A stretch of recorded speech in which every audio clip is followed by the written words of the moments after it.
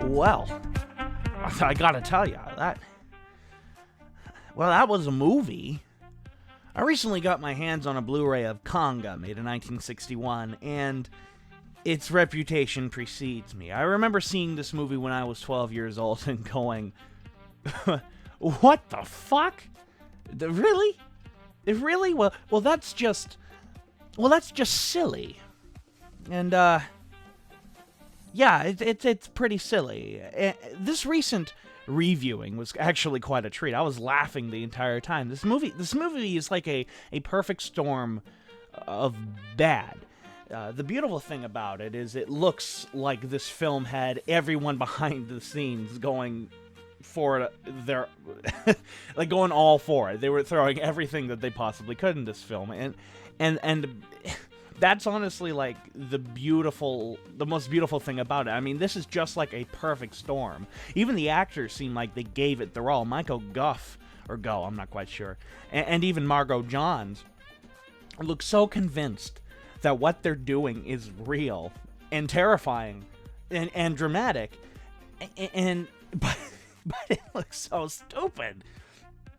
And that makes the movie just a perfect storm of awful. I'm not kidding.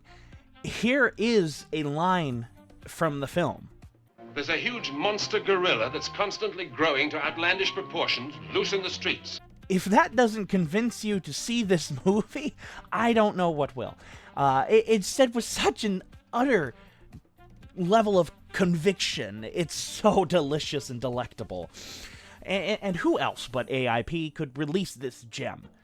God, this is such a perfect storm of shit. What's this masterpiece about? It's actually quite simple. A scientist discovers a weird animal-plant hybrid after his plane crashes and wants to continue his experiments back in Britain.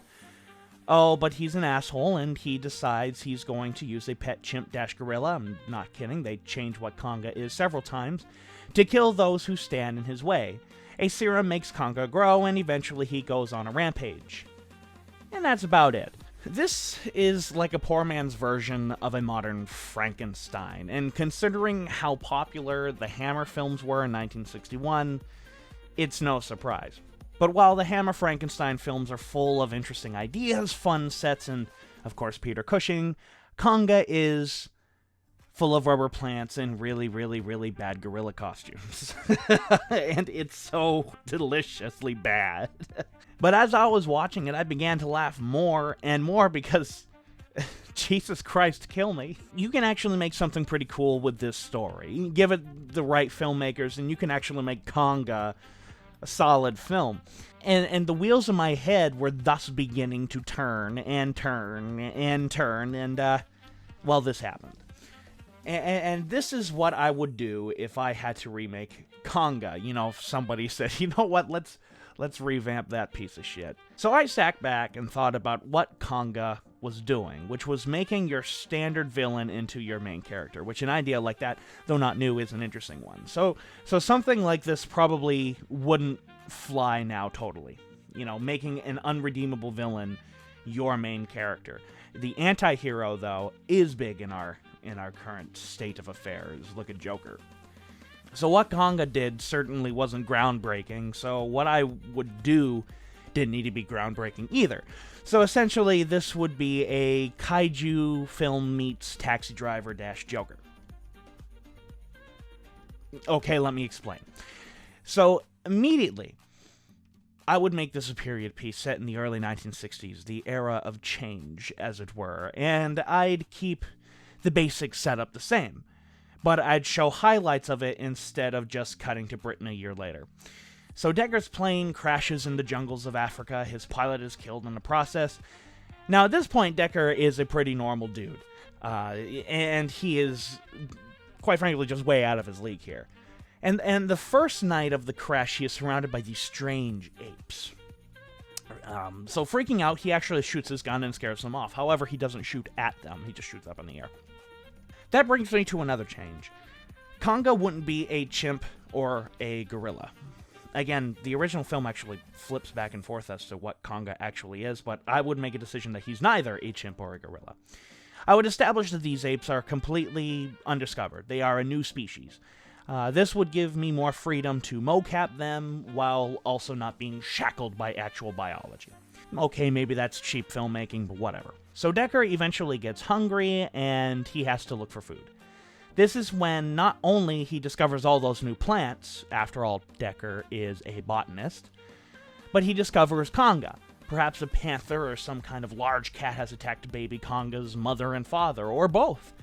And this cat in particular is now targeting the baby. Taken aback, Decker inevitably saves baby Konga, either by accident or on purpose, by shooting the panther. So weeks pass, and Decker is getting hungrier and hungrier when, out of nowhere, the baby comes back and leads Decker to his group of apes. He begins to observe them and discovers a new type of fruit these apes eat. The fruit is also better nourishment. That fruit also better nourishes Decker, and he becomes close to this baby ape, in which he names it Konga. And Konga also has grown quite attached to Decker, which Decker's kind of replaced, sort of like a father figure to Decker or to Konga or whatever. So eventually, Decker actually feels better. His wounds heal, and he doesn't leave the apes. And, he's learning a lot from them and discovering weird plants and things like that. Perhaps he even learns mannerisms and communication methods with these apes, which he grows quite fond of. Well, eventually Decker has to leave, and he takes Konga with him and goes back to Britain. Now, this is where I'd start making Decker more of a tragic character than one of pure evil like in the original film. So essentially, Decker becomes an outcast, alienated by 1960s British society, which, being alone in the jungles with only apes and Konga as his companions, yeah, that kind of makes sense. He's lost his social graces. Perhaps he gets frightened by traffic and cars or something. And the key would be that Konga is there to comfort him, and Deckard is there to comfort Konga. God, saying that out loud sounds so fucking stupid. So another thing to play with is perhaps youth making fun of Decker, who is constantly having Konga by his side. I mean, who the fuck has an ape? In the original film, Decker shoots a cat who eats some of the plant stuff he brought back. Shoots him in cold blood. So I'd actually keep this, but I would have played it not as him being evil, like in the original film, but as a matter of fact. The cat would have been transformed into something horrible and dangerous, so he shot it to prevent that. So while what he did is arguably the right thing, it's just how coldly he did it in this version. Being in the jungle meant to kill or be killed, and Decker killed. But this is the beginning of his falling out with his wife, Margaret, which in this version she would already be his wife, and not just a maid which Decker uses to further himself.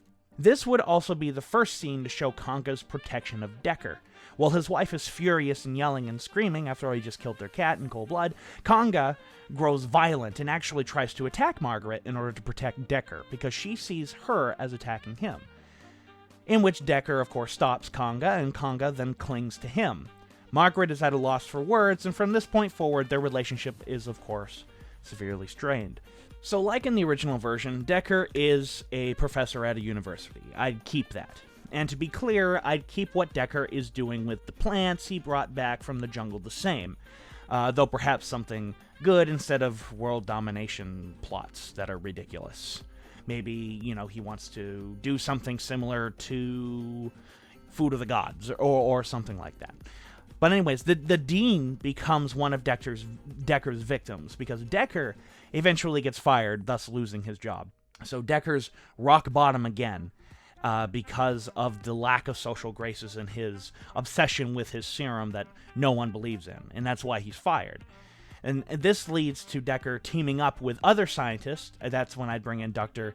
Tagore. I believe that's what his name is pronounced, I can't remember, in both this version and the original. But instead, Decker killing Tagore is killing Tagore simply because Decker... But instead of Decker killing Tagore simply because Decker wants to be first, like in the original, it'd be because Tagore steals everything Decker has, creating, his own patent and stealing all of Decker's work and claiming it for himself. So there's more justification for why he sends Konga to kill his ass.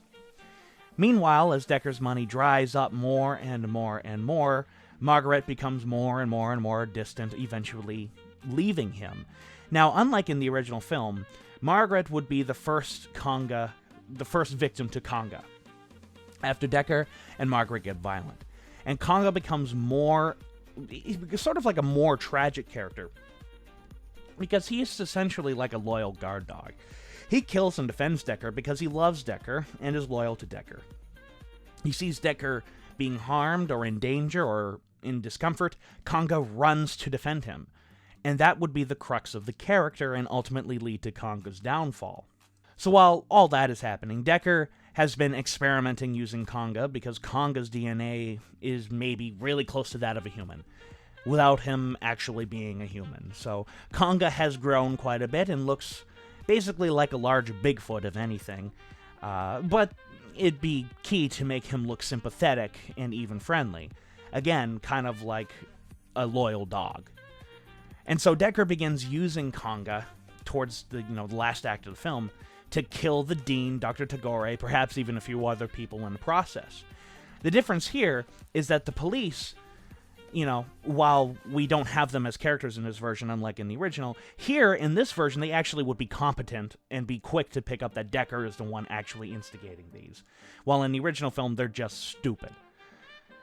So some events happen, and a chase begins. Konga and Decker become separated, and eventually the police shoot Decker. All while Konga is desperately trying to find him.